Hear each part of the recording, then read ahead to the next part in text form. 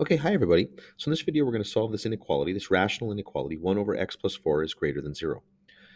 Now, when they get a little bit more complicated, I'm going to use a different method to approach this. But for right now, what I want to do is just take a quick look. If I gave you y equals 1 over x, okay, the graph is going to look something, okay, something like this. It's going to come down, swoop down, and away we go. But over here, it's going to come down like this and swoop down, and away we go. So we're going to have these two asymptotes here. We're going to have a horizontal asymptote there at y equals 0 and a vertical asymptote here at x equals 0. The function is greater than 0, okay?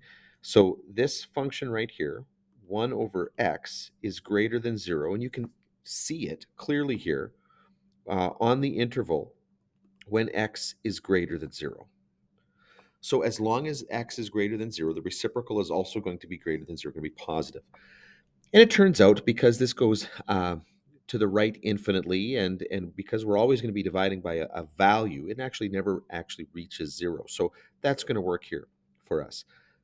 Now, when this becomes 1 over x plus 4, just think back here. When we replace x with x plus 4 in an expression, that's going to cause a horizontal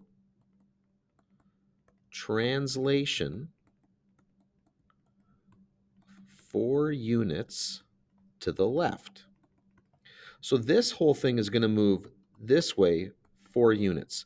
So now what this is going to look like, 1, 2, 3, 4, that vertical asymptote that I had before that was at x equals 0 is now going to be at x equals negative 4.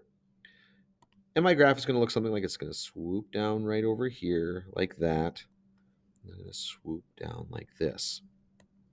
And so now for my question here, instead of being greater than 0, I know that 1 over x plus 4 is going to be greater than 0. It's going to be positive so long as x is greater than negative 4. And that will be the solution to this particular problem here, where x is greater than negative 4. Again, there's another way that we could do this. But in this case here, it's actually fairly easy just to translate this thing over and get my restriction here. It's when the expressions get a little bit more complicated that I've got another way of approaching this if you're not completely comfortable with the graphs of these rationals.